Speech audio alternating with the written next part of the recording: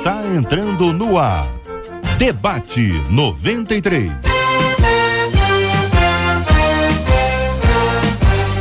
Realização 93 FM. Apresentação J.R. Vargas. Alô, meu irmão. Alô, minha irmã. Já chegou o tio J.R.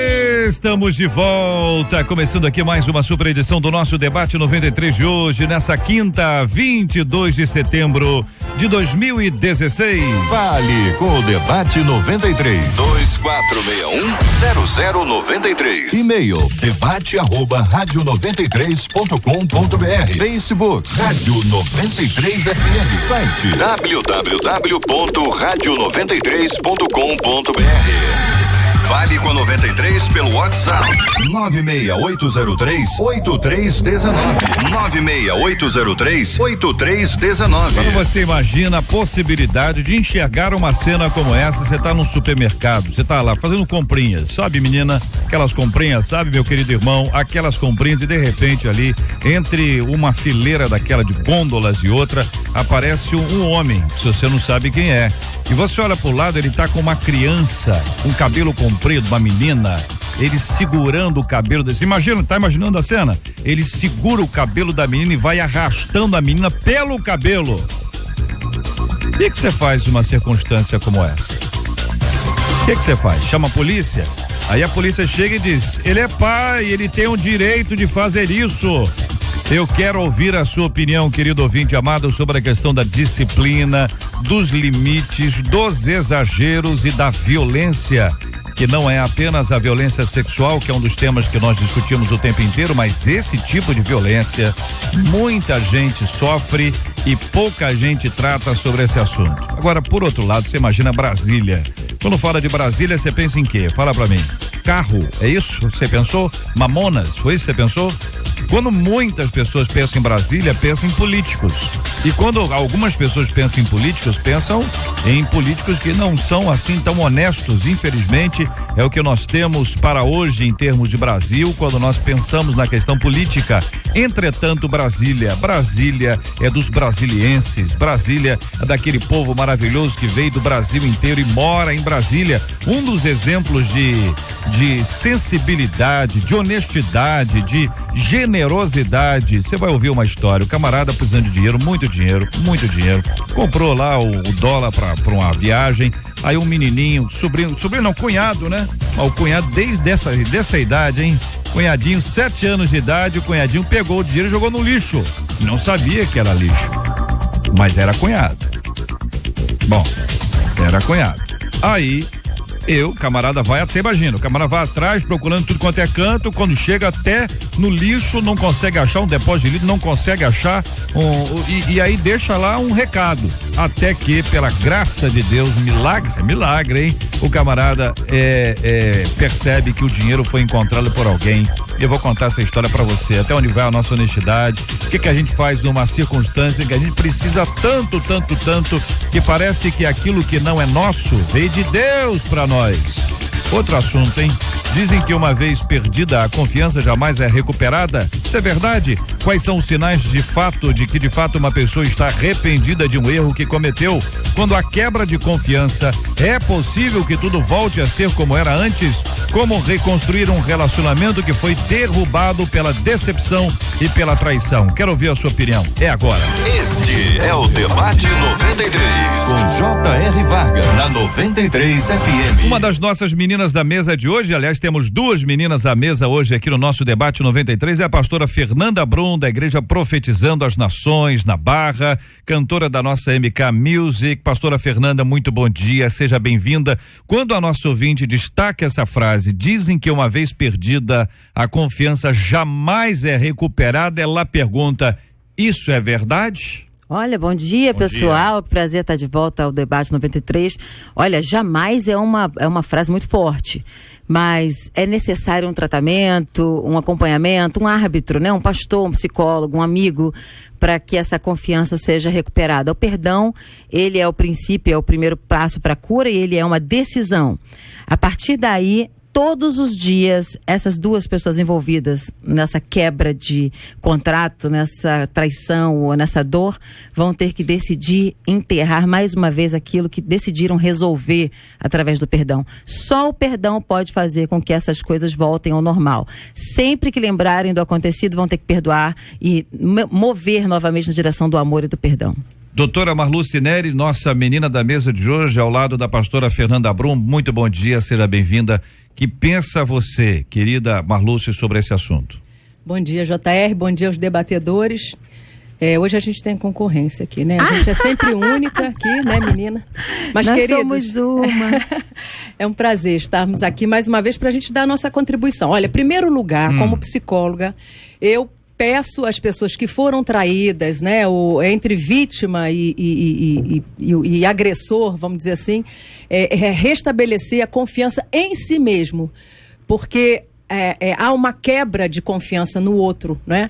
Então, dentro desses sentimentos, a confiança é quebrada não só no outro, mas em si mesmo, porque você começa a se confrontar aonde eu errei, não é? Então, isso tudo faz parte de um processo. Olha aqui, querido pastor Paulo Moura, da Primeira Igreja Batista do Recreio. Pastor, muito bom dia, seja bem-vindo, querido, aqui no nosso WhatsApp.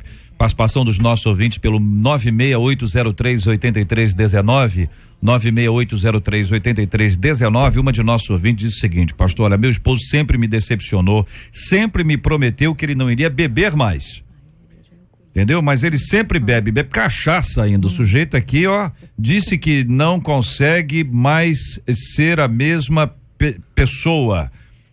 E ainda acrescenta aqui que ele traiu a nossa ouvinte pelo Face. O Facebook virou uma porta agora para muitas traições, né? E eu não confio mais nele, é o que diz a nossa ouvinte. Bom dia, pastor, bem-vindo, a sua opinião. Pastor J.R. Vargas, bom dia demais debatedores, bom dia aos ouvintes. Essa questão das redes sociais, das mídias, né, tem acabado com muitos casamentos, muitos relacionamentos estão se destruindo. Mas pelo relato dessa ouvinte, pelo WhatsApp, J.R., a Bíblia diz que quem ama suporta. Então eu creio que ela precisa suportar esse trauma sofrido, a traição do seu marido, buscar ajuda. Eu acho que nesse momento a gente tem que buscar apoio. Há momentos em que o casal consegue resolver o conflito dentro de casa, mas há momentos que ele não consegue. Ele vai ter que buscar um apoio terapêutico, um apoio pastoral. E há igrejas que realizam encontros de casais. Tudo isso são ferramentas que ajudam o casal a enfrentar uma crise. Mas essa crise é moderna, a crise do WhatsApp, do Facebook. Casamentos estão se destruindo em função dessa ferramenta que às vezes é utilizada para o mal. Mas para resgatar a confiança tem que ter força de vontade. Verdade. Pastor César Melo, da Igreja Metodista Wesleyana em Guapemirim. Pastor, bom dia, bem-vindo. Uma de nossos ouvintes aqui no WhatsApp diz: como perdoar se nós não conseguimos esquecer? Bom dia, pastor J.R. Vargas, colegas debatedores, nossa querida Marcela Bastos e os nossos amados ouvintes da Melhor do Brasil. Muito bem, eu penso que a confiança em Deus, ela tem que ser uma meta permanente. A confiança em Deus, ela tem que ser absoluta. A confiança no homem, infelizmente, ela é relativa. A gente tenta, de alguma maneira, quando alguém nos fere, é como, digamos, você teve uma ferida oriunda de um acidente qualquer. Vai se curar, mas todas as vezes que você olha para aquela ferida, você encontra aquela marca, aquela cicatriz, é a cicatriz de uma traição, é a cicatriz de algo que aconteceu na sua vida, e você realmente já não olha para aquela pessoa como deveria olhar, ou seja, com o olhar aberto totalmente. Sempre haverá uma desconfiança. Isso é muito pertinente à pessoa humana. A pessoa humana tem essa tendência. Olha para você, mas quando algo acontece, ele já se fecha por alguma razão. Agora é óbvio, no contexto cristão, nós precisamos urgentemente entender que se Jesus mandou perdoar até 70 vezes 7, então vamos perdoar, vamos procurar ter uma convivência o máximo possível pacífica. Agora, por favor, é muito difícil voltar a ter a mesma confiança, mesmo sendo cristão, naquela pessoa. A pastora Fernanda Brum disse inicialmente que é uma decisão. E é uma decisão dos dois. E que eles resolvem renovar aquilo que resolveram anterior, todo dia. Todo dia. Todo dia. E quem disse que perdoar é esquecer? Perdoar é uma decisão. Perdoar é lembrar sem dor. E é uma decisão contínua. Você não perdoa hoje e amanhã de manhã você tá fresh and new, né? Amanhã de manhã eu já esqueci tudo, não dói mais. Não. Perdoar é uma decisão contínua e é um ato de fé. E sobremaneira, né? A gente compreende que o perdão é algo divino, é algo assim, desdobrado, tão singelo, é tão humilde. Perdoar é lindo, mas não é fácil, gente. Todo dia você decide que perdoou. A doutora pode falar melhor sobre isso aqui. Eu sou uma curiosa, uma estudante de psicologia, mas não sou psicóloga. Porém, a nossa experiência com ovelhas o tempo todo, eu tenho mais de 20 anos de terapia, porque eu fiz terapia, precisei muito de terapia a vida inteira. E eu acho que as pessoas precisam entender que perdoar não é esquecer imediatamente, mas é todo dia se lembrar que perdoou e andar mais uma milha. Agora, qual é o limite disso? Na minha opinião, o limite disso é a violência. Quando eu começo a passar aperto, quando eu começo a sofrer violência doméstica, quando eu começo a perceber que a minha vida está em perigo, quando eu começo a perceber que os meus filhos estão em perigo dentro de um carro com um homem embriagado, isso tudo eu tenho que ponderar. A igreja pode até sublimar isso tudo, tratar no âmbito espiritual todo o tempo, mas a real é que existe uma mulher em perigo, com crianças em perigo dentro de um carro com um homem que bebe cachaça todo dia.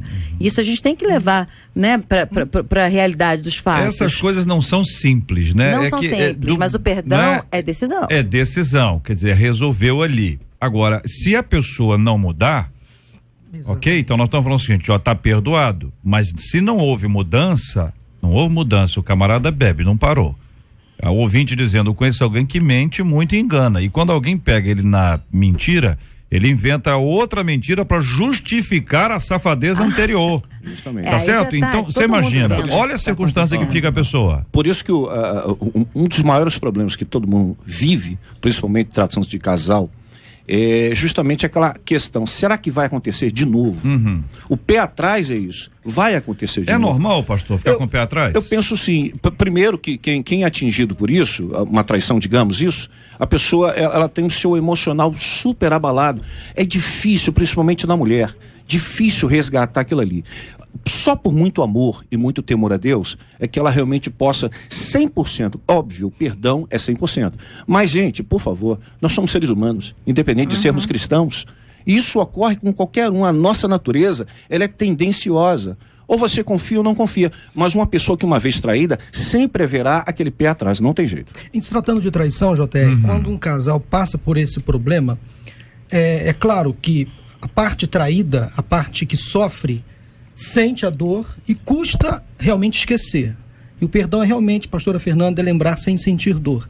Mas a pessoa que ocasionou o problema, ela tem que se arrepender. Arrependimento é mudança de comportamento, de atitude. É claro que essa pessoa nunca será perfeita. E a parte traída, a parte afetada, geralmente gera uma expectativa de que o outro daqui para frente será perfeito. Nunca mais vai cometer um deslize. Eles têm que refazer esse contrato de casamento. Todo dia. Você não acha, doutora? Então, olha só, é tão interessante. Desculpa, pastor. Pode falar. Pode falar. Mulher interrompe. Não, mas debate é isso. Vamos sair na mão Olha aqui. aqui. Blá, blá, Gente, quando a gente entra num casamento, quando a gente entra num relacionamento, quem disse que você quer ser traído? Né? Nós verdade. entramos num relacionamento para dar certo. Isso. Se você pensar em traição ou em qualquer tipo de dificuldade ou qualquer tipo de disfunção que o casamento vai acarretar, porque isso é fato, somos seres humanos, então você não se casaria ou você não se comprometeria, tá certo? Então, assim, uma vez que você entra não idealizando tanto esse casamento, esse relacionamento, não estou falando de falta de confiança só, não. Você já acredita que, em primeiro lugar, você não tem controle sobre o outro. Eu trato de mulheres rixosas, onde se entra num ciúme patológico pelo marido, achando, ou eu acho que entendendo que vai controlar esse casamento, vai controlar uma traição, vai controlar um homem ou um marido que olhou para outra mulher. Ora, homens e mulheres vão olhar para o outro. Né? Olhar não é pecado, admirar a beleza do outro não é pecado. É pecado sim, você olhar com carnalidade, porque beleza, a gente, né? Deus fez a beleza pra gente ver. Então assim, não existe essa garantia de que o relacionamento vai dar certo. Por isso que você andando pela graça de Deus dentro desse casamento, você vai poder ter algum sinal de que pode dar certo. Tá, ok? Então, assim, quando se trai, né, tem vários motivos. Quer dizer, a motivação de cada um é diferente. Agora, quem foi traído, ele sofre, claro, porque ele foi. Mas acontece que quando um casal existe essa traição, a responsabilidade é dos dois. Veja bem, não estou falando que é culpa. As pessoas costumam, é culpa. Não, não é culpa. A responsabilidade. Ora, qual é a motivação que levou a trair?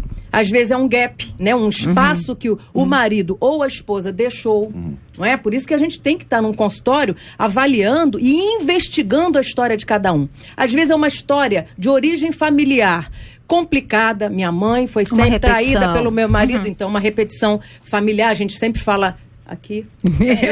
A mãozinha, Malu.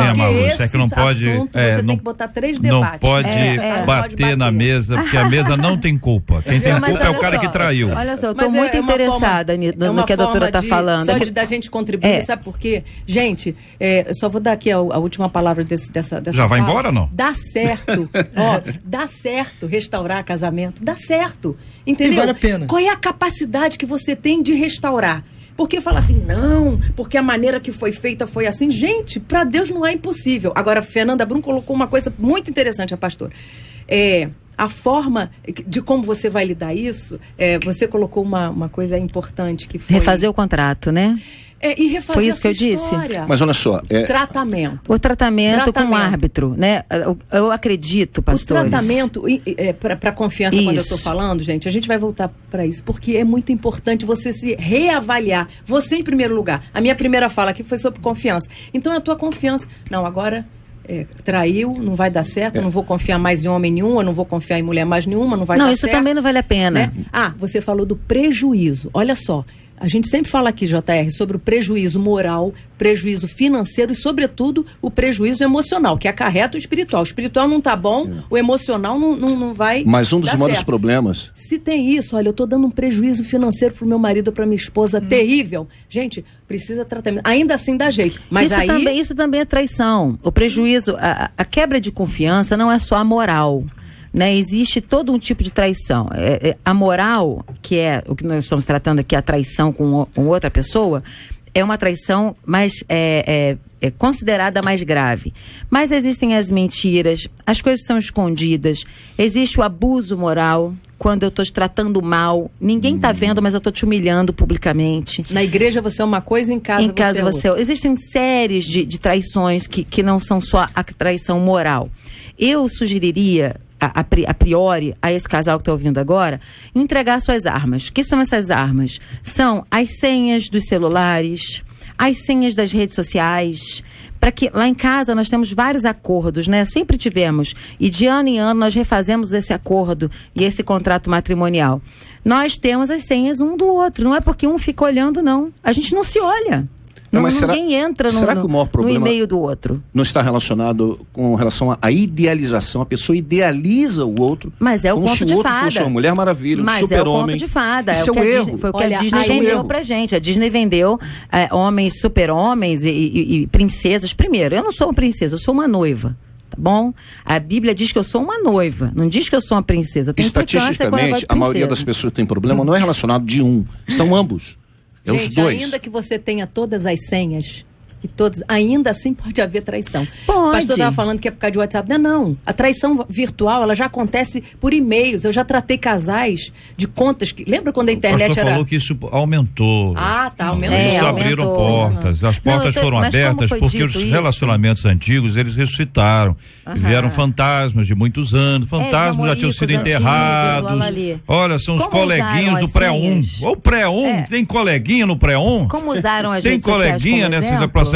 Então você tem toda uma relação que se refaz com base naquilo que aconteceu no passado e já não acontece mais. Então é uma porta que se abre. Agora, quando a nossa ouvinte diz o seguinte, quando a quebra de confiança é possível que tudo... Olha, a pergunta dela é clara, hein? Tudo volta a ser como era antes. Não, vai construir, né, esse relacionamento. Pode ser melhor do que antes, Malu, é isso? Isso, pronto. Essa é a esperança. Esse casamento que quebrou, ele vai ser enterrado. E esse casal vai recasar. 2 pessoas que já foram casadas vão casar de novo. Vai se reconstruir, né? Vai se reconstruir. Então tem que sepultar o casamento anterior, tem que haver um tratamento mesmo com um psicólogo, com um pastor, com um árbitro, com um amigo que saiba disso, dessas coisas. Força de vontade para mudar. Isso é amor, isso né? É fundamental. Isso aí é o alicerce. Agora, usar essa experiência traumática, negativa, para o bem.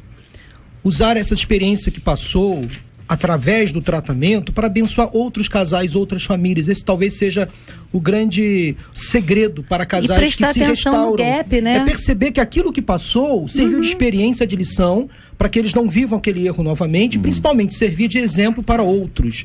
Quando o casal se sente parte de um processo de restauração na vida de outros casais, isso fortalece a união, ajuda no relacionamento, há uma interação muito maior, a confiança é resgatada. Então o casal tem que entender, à luz da palavra de Deus, que eles são uma só carne.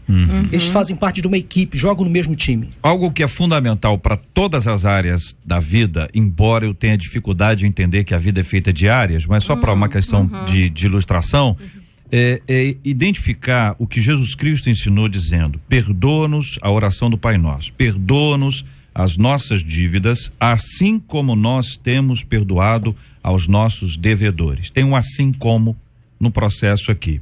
Talvez essa seja uma das razões pelas quais nós não podemos esquecer, porque nós não esquecemos que fomos perdoados, porque se nós esquecermos que nós somos perdoados, nós vamos esquecer de perdoar.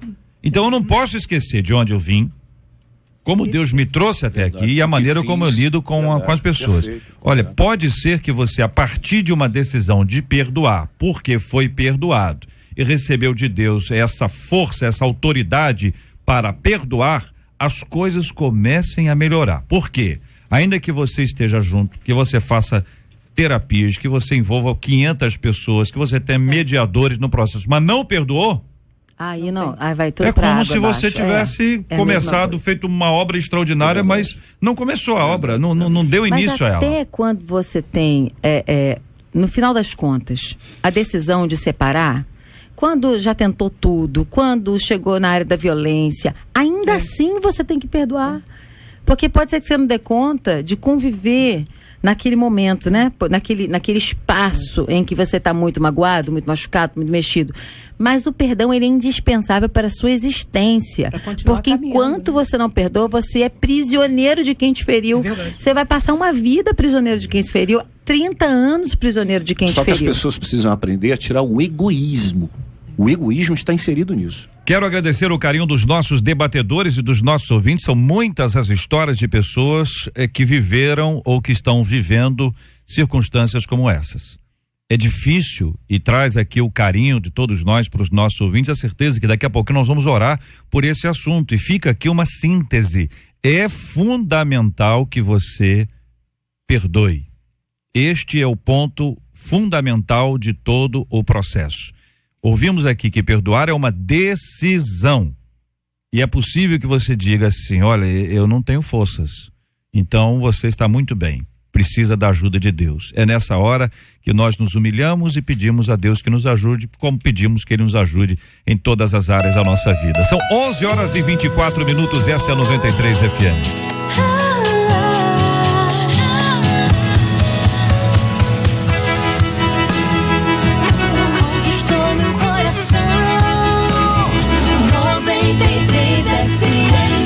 Muito bem, olha aqui, ó, Érica Burke, minha gente, estava em um supermercado no Texas na última segunda-feira, quando viu um homem arrastando uma menina pelos cabelos. A cena, imagina a cena, ouvinte. Imagina, você, minha irmã, que tem cabelo longo, imagina aí, você trata seu cabelo, você sabe o quanto isso para você é importante. A menininha estava lá e ela foi puxada pelo cabelo. Essa Érica, ela filmou a cena e postou no Facebook, fez aquele textão, né? Érica disse que estava fazendo compras quando viu a cena que ela descreve como violência contra uma criança. As imagens mostram que o homem prendeu parte do cabelo da menina com a mão, junto ao carrinho. Ainda segundo a internauta, a criança caminhava ao lado dele enquanto chorava e dizia: por favor, pare, por favor, pare. Eu prometo que não vou fazer mais isso.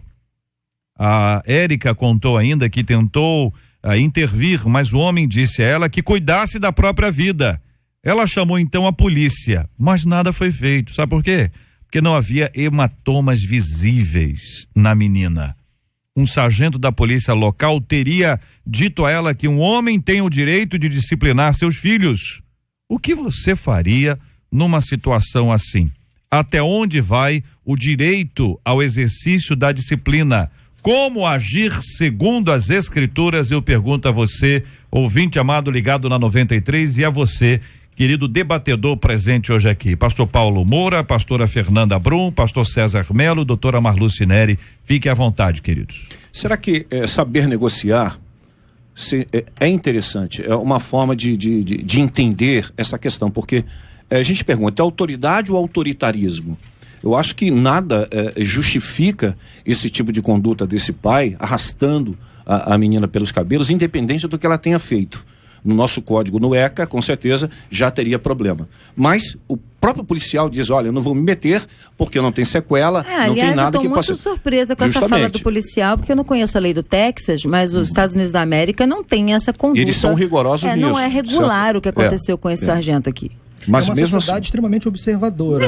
Eles são muito surpresa. disciplinados nessa questão de abusos. O que está acontecendo aqui não é uma disciplina, é um abuso, é uma violência física, com certeza, barata, desnecessária. A qualquer pessoa, principalmente a criança. Isso não ajuda em nada, não disciplina. Essa criança não vai No meu aprender. caso ia dar uma confusão boa, porque eu ia parar em frente dele, ele ia ter que me bater. Aí nós íamos todos presos, entendeu? Aí a gente vê intolerância, incompreensão, não é só de ordem racial. Existem muitos tipos de intolerância, como esse caso aqui. Isso é um absurdo. Eu estava em Portugal e um segurança pegou um pedinte dentro do shopping. Eu estava com a minha equipe internacional e bateu. O homem foi receber uma quentinha no shopping, na praça de alimentação, ele botou o braço assim, o homem veio correndo e o pescoço, ele bateu com o pescoço na mão do segurança. Eu me levantei, estava dentro de uma Pizza Hut, saí correndo e outras pessoas vieram ajudar o pedinte e algumas pessoas diziam, ele bateu, e eu gritei, ele bateu sim. O homem gritou comigo, eu continuei olhando para frente, porque eu estava em outro país, era o que ia acontecer, a gente ia embolar, todo mundo ia ser preso. E aí o homem, por causa da audiência que dizia para ele parar de bater nesse pedinte, ele realmente ficou constrangido. Havia uma mulher portuguesa que conhecia a lei, ela foi andando na direção do homem e ele teve que se esconder atrás daquelas barraquinhas, né, dos postos de venda de alimentação. Eu acredito que a posição, a nossa postura como sociedade, num caso desse, tem que ser repensada. A gente precisa olhar, e nem que seja distante, que você não tiver disposição para se envolver na briga do outro, para não morrer, né, no Rio de Janeiro, nesse caso, você tem como filmar, denunciar, se colocar entre, gritar de longe. A minha mãe fazia muito isso. Bate não, sua bruxa. Minha mãe tinha essas coisas de passar na rua. Vai bater, bate no adulto, sua bruxa, e saía fora. Se a pessoa começa a ficar envergonhada do que está fazendo publicamente, já ajuda muito. Muitas vezes não fica envergonhado e fica mais agressivo, sim, né? Já peguei algumas cenas, isso acontece, né? Assim, pior. E assim, eu vou pro pai, posso ajudar? Como é que eu posso ajudar? Olha, eu sou psicóloga, eu posso conversar um pouquinho com ela. Gente. A gente pode acalmar, ela tá um pouquinho nervosa e eu sei que o senhor tem a sua razão, entendeu? Então, assim, para tentar apaziguar. Claro que isso não é a solução, mas é uma tentativa. Mas é uma negociação. Agora, gente, é o seguinte, só para descrever para os nossos ouvintes, rádio a gente tem que descrever. Você imagina o camarada em frente à área dos frios, assim, carne. Tá imaginando a cena aí? Eu quando eu vi a foto. Aí ele, um camarada grande, sujeito grande, fortão, sabe? Tá imaginando a cena aí? Um camarada com a cara assim, um cara frio, sabe? Já tá perto dos frios aqui, parece um cara frio. Barbudão, o olhar da menina é um olhar de desespero. É o olhar de alguém que está sofrendo agora, mas que imagina, é a minha interpretação, que vai apanhar depois ainda mais. Então, quanto mais eu aproximo a foto, quanto mais eu vejo a cena, eu vejo o olharzinho dela de dizer, puxa vida, e agora? Entendeu? Então as fotos são fotos de frente, são fotos de costas, a menina está inclinada, ela tá como se estivesse dobrada assim, né? Para poder doer menos, porque se ela ficar totalmente ereta, se ela ficar em pé, vai doer mais. Então ela se entrega, como se estivesse se envergando pro lado onde a mão dele está. E quem é pai, quem é mãe, fica indignado quando vê isso, né? Nós estamos aqui com o Ronaldo, tá aqui no nosso estúdio hoje, nós recebemos o Ronaldo aqui na nossa caravana da solidariedade hoje, lutando pela saúde do filho. Quando olha uma cena dessa, uma pessoa que despreza uma criança nesse nível, então eu fico imaginando o seguinte, tudo bem, tem regras, tem lei, em Cleveland, no Texas, tem regras, tem lei, tem que ser obedecido, mas certamente essa criança deveria estar sob o olhar de alguma autoridade.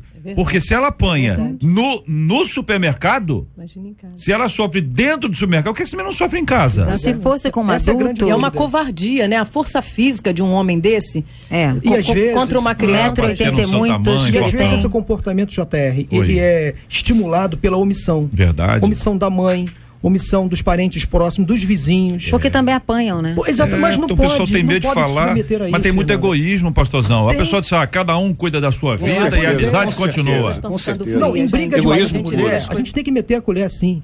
Em briga envolvendo pais e filhos, irmãos, nós temos que meter a colher sim. Inclusive, pastor, já aconteceu. Usar os meios legais. Já aconteceu na porta da minha igreja isso. O pai estava agredindo, espancando uma criança da nossa igreja. Foi até lá e falei, meu querido, deixa eu te ajudar. Eu também sou psicólogo, sou pastor. Posso ajudar em alguma coisa?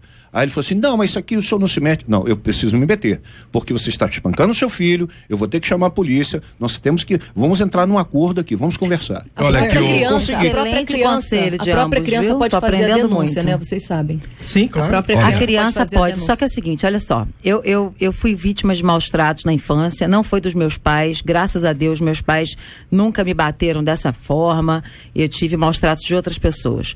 E quando eu tinha 35 anos, eu procurei um advogado e eu descobri que existe uma lei que a lei não anda para trás, tá? Mas se você recebeu maus tratos, a partir dos seus 18 anos você tem 20 anos para denunciar. A partir dos 18, 20 anos para denunciar os maus tratos que você sofreu na infância. Então, se você já é um adulto, porque a criança não consegue denunciar, porque ela vai voltar para a mão da pessoa que está batendo. Então, você tem criança ouvindo agora, quando você fizer 18 anos, você tem como denunciar essa pessoa que te bateu a infância inteira. E isso é sério, gente. Isso é muito sério, isso marca para sempre. Por isso é que eu te digo, o caminho para a cura é o perdão. Mas isso aqui foi um crime. O que esse homem está fazendo no mercado com a criança é crime. Essa mulher podia ter sido espancada porque fotografou também. Aí sim a polícia ia ter que agir de maneira... ela não tenha sido, pastora, porque ela estava acompanhada, tinha um homem junto com ela. Pode ser. No textão dela, ela dá o nome dele aqui e tudo, então talvez por conta disso ela tenha sido respeitada ali. Mas o que eu fico impressionado é com a ação da polícia. Porque a polícia de alguma forma diz, não, ele tem direito. Talvez o policial não tenha visto o que essa menina viu, talvez o policial não tenha visto as fotos, cena, exato, mas tem câmera. Supermercado tem câmera, doutor. Eu tô muito surpresa. Correto? Tem câmera. Pega a câmera lá, pega as imagens e diz, olha, isso aqui não pode. E a gente às vezes acha que isso é uma coisa pequena, mas é uma cena que se multiplica, né? E a Érica tá pedindo para viralizar. Essa criança, viu? Aqui eu sei que o ECA, o Estatuto da Criança e Adolescente, com certeza foi isso. Eu acredito que nós vamos receber mais informações sobre essa abordagem policial. Eu posso até de alguma maneira ligar para alguém, tentar saber um pouco mais sobre essa história, porque essa abordagem policial não é praxe, não está regulamentada. Pode ser que eu seja completamente ignorante a respeito das leis do Texas, mas se você bate uma criança nos Estados Unidos, normalmente a reação é outra. E aqui no Brasil também, né, gente? Ouvinte dizendo, JR estava limpando a igreja e a mãe passou brigando e arrastando a criança. Eu gritei, dá ela pra mim! Ela ficou toda sem graça, JR, foi embora rindo, sem graça, diz aqui a nossa ouvinte, tá em Itaguaí acompanhando a gente. Eu quero agradecer pelo carinho da sua audiência, ouvinte amada aí de Itaguaí, vários, olha, tá, o WhatsApp aqui tá cada vez mais. Uma vez eu saí da escola, diz aqui o ouvinte, fui pra casa de uma amiga sem falar com a minha mãe, foi dando horário de volta pra casa, eu não chegava, minha mãe foi na escola e a diretora falou que eu já tinha ido. E aí bateu o desespero, ela tá falando aqui em razão do cuidado que os pais precisam ter com os filhos e não essa falta de respeito e de cuidado que é evidente numa cena como essa e que já aconteceu 589 milhões de vezes e eventualmente até agora esteja acontecendo. O ouvinte dizendo, JR, eu sou mulher, JR, mas para mim restaria a indignação. Agora, se eu fosse um homem zarrão, JR, olha, viu, só... ia dar outra face nele não, ia meter a mão na cara dele, o ouvinte. Ouvinte, mas calma, não entra na minha pilha não, ouvinte. Ignorância não leva a nada, diz aqui outro ouvinte, espancar, isso é complicado, tem muita gente que não conversa, não disciplina mais, diz aqui outro ouvinte. Vai aqui as opiniões dos nossos ouvintes, agora o ouvinte está no Espírito Santo acompanhando a gente, dizendo o seguinte, JR, é o seguinte, olha, Cadê o ouvinte? Meu Deus, você repetiu tantas vezes, tá cheio. JR, na minha opinião, vou falar o que eu aprendi. Eu tenho uma menina, entendeu? E quando ela faz pirraça, JR, eu olho pra ela. Eu olho pra ela e falo comigo mesma, olha, e falo, não é a minha filha. Porque quando é filha dos outros, eu trato bem. Então eu não posso tratar mal a minha filha. Não. Olha que coisa interessante. Olha só, vamos pra palavra. É a maneira, é o método de controle, de autocontrole. Essa não é a minha filha. Vamos pra palavra, porque Provérbios vai dizer que o que faz uso da vara, né? Aquele que não faz uso da vara, odeia seu filho, mas o que o ama, desde cedo o castiga. O que a vara significa? A gente compreende de várias maneiras. E se acha que a Bíblia tá dizendo, bate mesmo, né? Arrebenta seu filho. Não é isso. A vara é a repreensão. Quando você vai buscar a vara, você já pensou, né? Você está pensando. Quando você volta com a vara, você não precisa mais usar. Você já entendeu o que está acontecendo. E só de estar com a vara na mão, você vai dizer o quê? Não quero usar, não vou usar. Eu fui repreendida pela minha avó com a vara quando eu tinha, 9 anos. Foi a única vez que eu apanhei de vara na vida. Nunca mais eu precisei apanhar de vara na vida. Foi uma varada na minha canela. A minha avó, aquela crente da Assembleia de Deus, santa, batizada com o Espírito Santo. É por isso que tem a expressão canela de fogo, é isso? É a canela de fogo, fui eu. Que bate na canela. É a canela de fogo, fui eu, reteté de Jeová. Mas deixa eu te falar, aquela repreensão foi com tanto amor. E ela dizendo pra mim, eu não queria fazer isso com você nunca, mas você estava em perigo de vida. Foi uma arte daquelas. Depois você lê no meu livro, que tá lá. E eu fui fustigada ou fui repreendida com a vara. Nunca mais eu vi aquela vara na minha vida. E lembra disso até hoje? E eu lembro disso até hoje. E outra coisa, valeu. Foi didático, foi tudo de bom. Mas é interessante que a vara da repreensão, que se fala não aí... Não traz ódio. Sim, não. Mas na cultura israelita, estamos falando dos anciãos. Os casos são levados, os pais não conseguem dominar os filhos, os anciãos iam, e os filhos respeitavam os anciãos, impressionante. É interessante aqui o seguinte, no Face da Érica aqui, tem as opiniões, né? Tá interessante aqui, Facebook é o lugar de todo mundo, né? Uma pessoa, uma gringa aqui dizendo, criança sem disciplina, eles são criminosos quando adultos. Ele está certo em disciplinar a sua criança, diz aqui. Puxando os cabelos, arrancando o couro cabeludo do crânio. Aí depois o pessoal diz, olha, isso não é assim assado. São as opiniões. Por exemplo, um ouvinte nosso aqui dizendo, JR, vocês já pensaram que a menina pode ter hábitos de roubar? E é possível. Sim, é possível. Mas esse é o método para repreender? Mas não justifica. JR, eu quero elogiar até a direção do programa em ter colocado esse assunto na pauta. Porque violência doméstica, agressão física dentro das casas é mais comum do que a gente imagina. Sim. Inclusive nas nossas igrejas. Por isso que a igreja tem que ser um centro não só de informação, mas de formação. E educação. Tirar essa cultura, esse machismo impregnado, essa coisa da violência às vezes secreta, restrita às 4 paredes. Nós precisamos combater esse tipo de mal que ataca muitas famílias e prejudica a sociedade. Não quero santificar a criança. Tem criança ruim, tem criança que tem um caráter realmente, né? São pecadores, né? Agora, toda vida que me trazem uma criança para ser tratada, né? Ainda que eu não seja especialista só na criança, eu sou terapeuta familiar, eu trago a família toda. E sempre há uma disfunção familiar. Quando essa criança começa a ser tratada junto com a família, então você percebe um monte de coisas, né? Essa criança não tem lazer, essa criança não tem esporte, essa criança não tem atenção. Ou seja, é um ambiente que transforma ela. Então, quando a família começa a ver o olhar de um profissional quanto a isso, eles começam a mudar. Então, para haver mudança na criança, tem que haver uma mudança na família. Falta toque, abraço. Sem tudo, né? Falta isso. Aqui o ouvinte dizendo, a violência foi tão grande, gente, que eu conheço uma pessoa que cegou o filho. Cegou o filho batendo. Meu Deus do céu, que Deus tenha misericórdia e nos ajude. Entendeu, gente? Porque existem pessoas próximas de nós que estão vivendo uma realidade dura e sofrida como essa. E crianças que estão sendo formadas nesse ambiente, elas se tornam agressivas. Em geral, ela vai ser agressiva lá na escola, vai ser agressiva na igreja, vai ser agressiva no futebol, vai ser agressiva na festinha, em todos os lugares. Este mundo agressivo, a pessoa não fica menos agressiva com o tempo.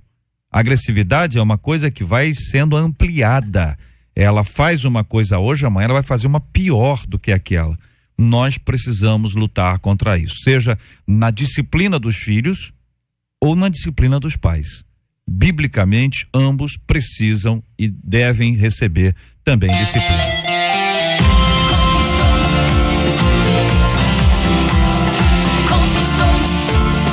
Conquistou meu coração. 93 FM. Olha aí, minha gente, Brasília tem sido associada à corrupção não por conta dos brasilienses, mas especialmente pela péssima imagem construída por alguns políticos de todo o Brasil. Porém, um de seus moradores mostra que é possível ser honesto apesar de toda a pressão externa. O fonoaudiólogo Bruno Demístocles comprou $1.400 para viajar à Europa. Colocou o dinheiro dentro de um papel e deixou no carro. Mas seu cunhado, olha aí, um cunhado precoce, 7 aninhos esse cunhado, 7 aninhos, pegou o pacote e jogou dentro do lixo. Bruno, ao perceber, ficou desesperado, foi até o caminhão da coleta e depois a cooperativa de tratamento de lixo, entretanto não conseguiu achar e deixou lá o seu contato na esperança, ainda que remota, dos valores serem restituídos. Foi aí que João Rodrigues Cerqueira, vamos chamá-lo aqui de João, 20 anos, com ganho de R$600 por mês, entra nessa história. Ele achou o dinheiro, ligou para o Bruno e entregou o valor que equivale a quase 9 meses de trabalho. João tem uma filhinha de 10 meses. João é casado e recebeu todo o apoio para a sua atitude. A esposa o encorajou. Olha a importância da esposa. Esse dinheiro dava para pagar as minhas contas, arrumar meu barraco, mas Deus vai me abençoar, declarou o João. Perguntamos, já viveu alguma experiência assim? O que você faria no lugar do João? O que achou? Ou do Bruno, aquele que perdeu? Como aplicar o texto de Lucas 15, 8-10, a parábola da dracma perdida, a essa situação?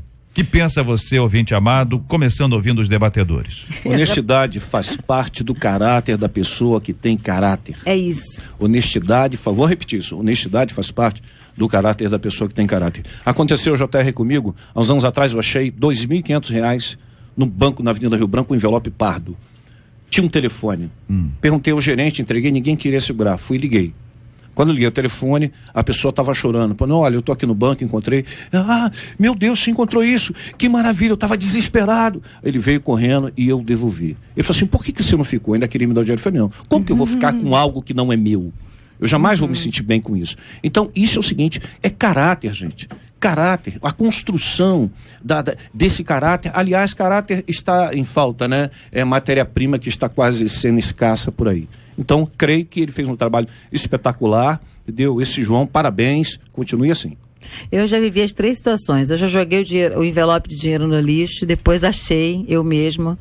Eu já perdi um cartão de débito. Ontem, a moça do Shopping Metropolitano me devolveu meu cartão de débito, que eu tinha esquecido naqueles parquinhos que você deixa a criança um pouquinho, né?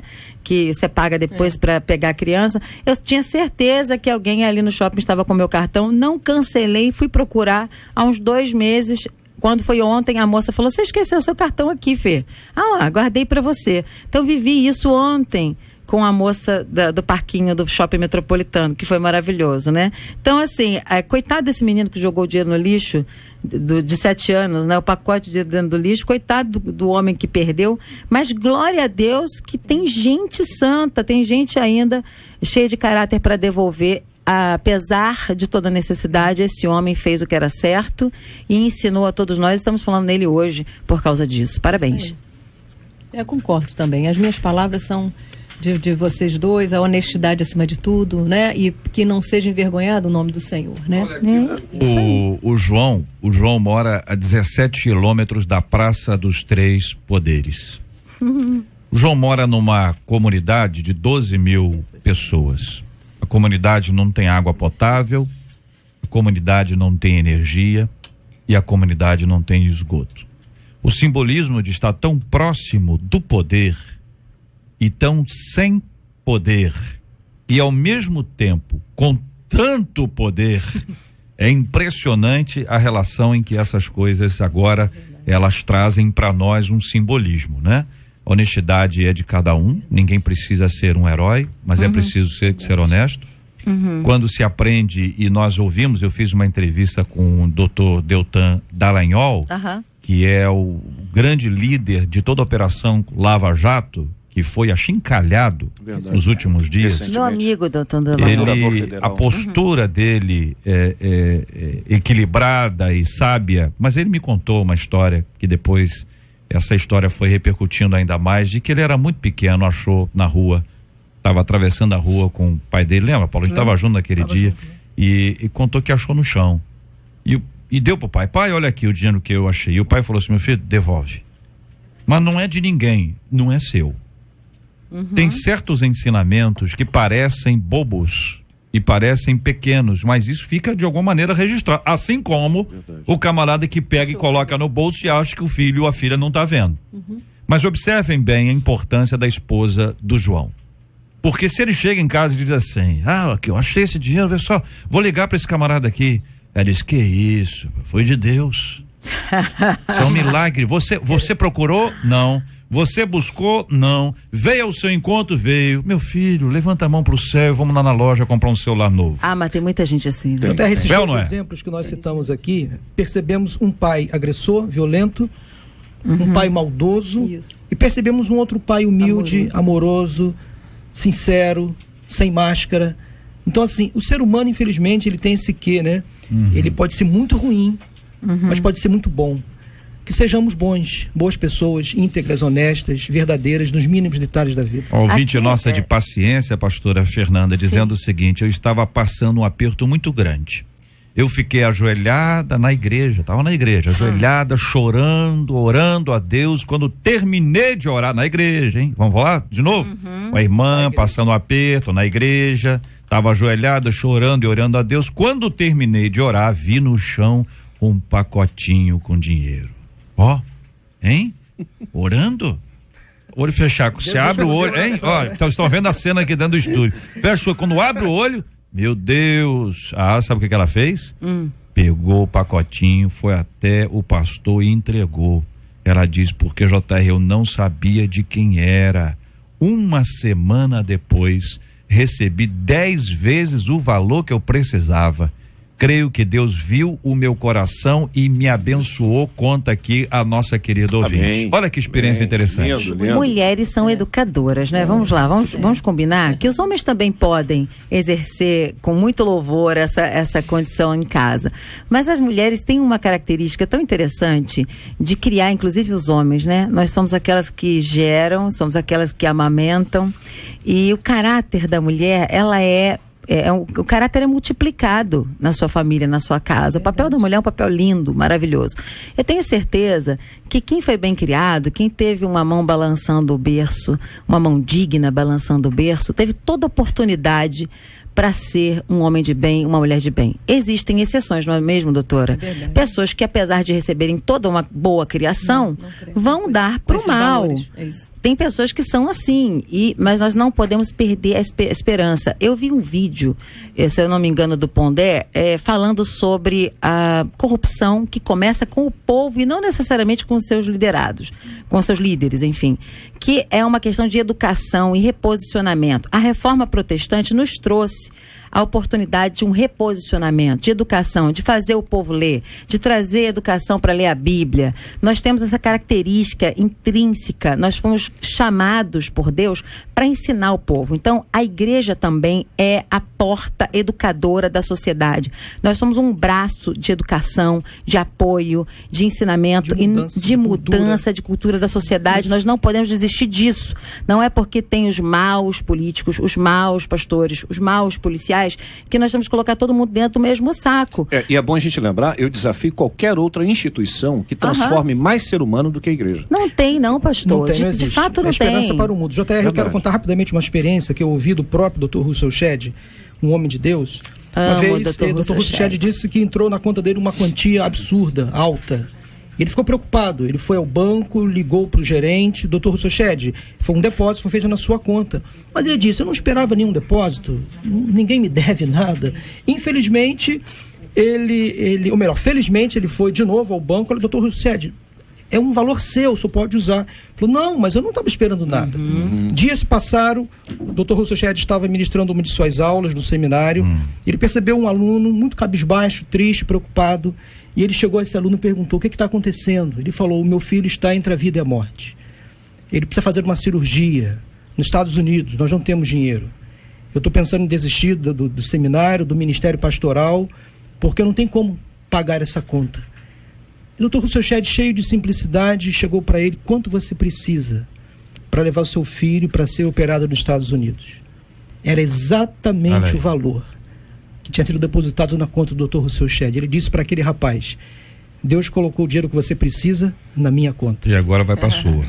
Aquele menino foi operado, o pai desse menino hoje é um pastor. Está no ministério, louvado seja o nome do Senhor. Vale a pena ser honesto. Ô Fátima. Senhor. E Fátima, Senhor. a paz do Senhor, minha querida Fátima, que Deus te abençoe muito. Eu quero agradecer porque você nos contou e compartilhou com muita gente a sua experiência do dia que você estava lá na igreja, né, Fátima? Foi. Respira, Fátima, respira. É muita emoção, né? Calma aí. Isso. Aí você estava lá na igreja, ajoelhada, passando um aperto grande, sofrimento grande. Eu estava com fome aquele dia, eu não tinha deixado.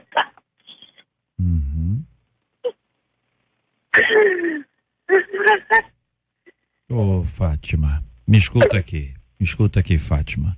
Deus te honrou, Deus te abençoou, Deus te fortaleceu, Deus te deu uma visão que ia além do momento, porque se você tivesse uma visão curta, você teria achado que aquele recurso era seu, mas o que Deus estava preparando para você era muito maior. Muitas vezes nós nos perdemos naquilo que é oferecido no momento e não enxergamos aquilo que Deus tem para nós adiante, né, Fátima? Muito obrigada. Eu vou te ter um debate. Eu venho de uma infância muito carente, uma mãe com 10 filhos, mas porém muito honesta, muito amor, ela não era cristã, mas isso é do caráter, ao mesmo tempo, também deviam. Nós tivemos, eu não tive berço, mas eu tive um caixotinho, uma esteira, onde minha mãe passava a mão na nossa cabeça, dava-nos amor. Às vezes ela não tinha um leite, não tinha um feijão com arroz, mas amor dentro da casa, nunca. Essa é a referência da família Oliveira Vargas. Maravilha. Essa é a referência que ela deixou para nós.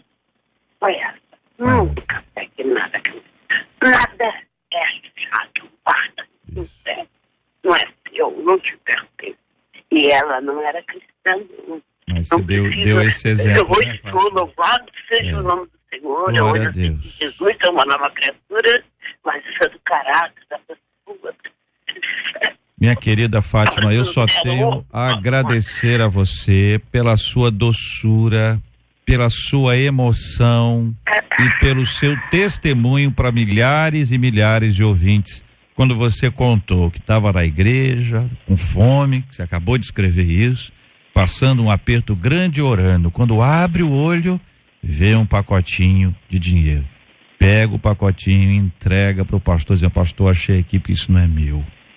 E depois Deus te honrou 10 vezes mais. É uma experiência pessoal, não é todo mundo que vai entregar e vai receber 10 vezes mais, né, Fátima? Foi um milagre de Deus. Então eu só quero me unir a você, aos nossos debatedores e aos nossos ouvintes e dizer, louvado seja o nome do Senhor. Seja o nome do Senhor. Minha querida Fátima. Em tudo. Um abraço na pastora Fernanda Cruz. Diz ela que já pisou nos santos dos santos, não sabe viver em outro. Ô, Fátima, glória a Jesus, que você é a mulher do Santo dos Santos. Glória a Jesus, mulher salva, aleluia.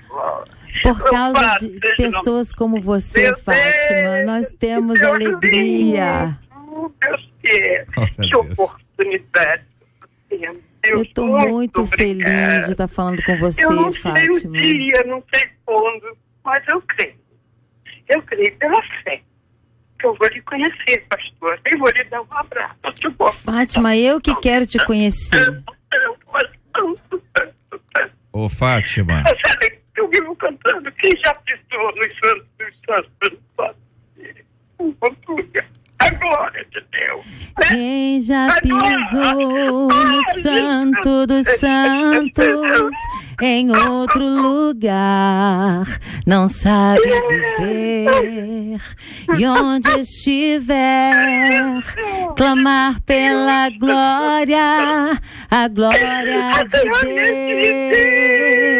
Deus. Fátima, vamos fazer o seguinte, eu vou marcar um encontro com você. Vamos fazer assim? Você é minha convidada para participar da nossa conferência de mulheres. Você é minha convidada especial. Vai ser no Rio Centro, no último final de semana de outubro. E eu quero muito que a produção pegue seu contato. Eu vou deixar aqui alguns convites para serem sorteados. Mas a Fátima é minha convidada. Ô, Fátima, ela vai ser sorteada. Você agora é VIP, hein, Fátima? Ela é minha convidada. Ei, menina! Já pisou no Santo dos Santos? É isso aí. Eu quero muito, Fátima, que você esteja conosco, porque outras mulheres precisam te conhecer.